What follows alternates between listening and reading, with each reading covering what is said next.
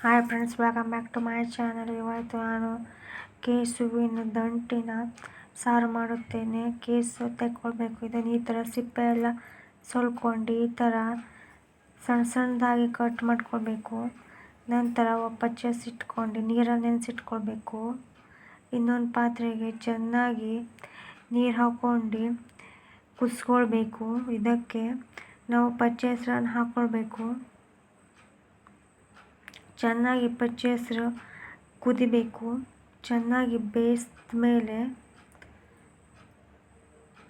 ಇದಕ್ಕೆ ನಾವು ಈರುಳ್ಳಿ, ಆಮೇಲೆ ಟೊಮೆಟೊ ಇವೆಲ್ಲವನ್ನು ಹಾಕಿ ಚೆನ್ನಾಗಿ ಮಿಕ್ಸ್ ಮಾಡ್ಕೊಳ್ಬೇಕು. ನಂತರ ಇದು ಈ ಥರ ಆಗಿ ಬೇಯುತ್ತೆ. ಮಸಾಲೆಗೆ ಒಂದು ಮಿಕ್ಸಿ ಜಾರ್ನಲ್ಲಿ ತೆಂಗಿನಕಾಯಿ ತುರಿಯನ್ನು ಹಾಕಿ ನಂತರ ಕೊತ್ತಂಬರಿಯನ್ನು ಹಾಕಬೇಕು. ಅರಿಶಿನ ಪೌಡರು, ಬ್ಯಾಡಗಿ ಮೆಣಸು,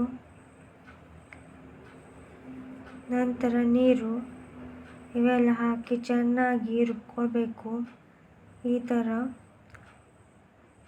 ನಂತರ ಪಚ್ಚೆ ಹೆಸರು ಮತ್ತು ಈರುಳ್ಳಿ ಮತ್ತು ಟೊಮೆಟೊ ಅದಕ್ಕೆ ನಾವು ನಮ್ಮ ದಂಟನ್ನು ಹಾಕ್ಕೊಳ್ಬೇಕು. ಇದನ್ನು ಸಹ ಚೆನ್ನಾಗಿ ಕುದಿಸ್ಕೊಳ್ಬೇಕು.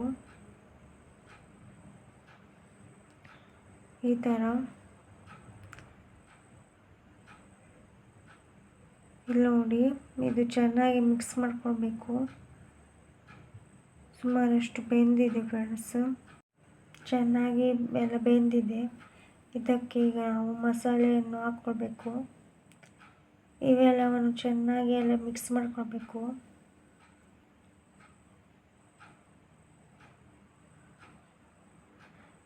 ಇಲ್ಲಿ ನೋಡಿ, ಚೆನ್ನಾಗಿ ಇದು ಕುದಿದ್ರೆ ನಮ್ಮ ಸಾರು ರೆಡಿ ಆಗುತ್ತೆ ಫ್ರೆಂಡ್ಸು. ಇದಕ್ಕೆ ಸ್ವಲ್ಪ ಚೆನ್ನಾಗಿ ನೀರು ಹಾಕ್ಕೊಳ್ಬೇಕು. ಮತ್ತು ಇದಕ್ಕೆ ನಾವು ಸ್ವಲ್ಪ ಹುಳಿ ನೀರು ಹಾಕ್ಕೊಳ್ಬೇಕು. ಹುಣಸೆ ಹಣ್ಣಿನ ನೀರು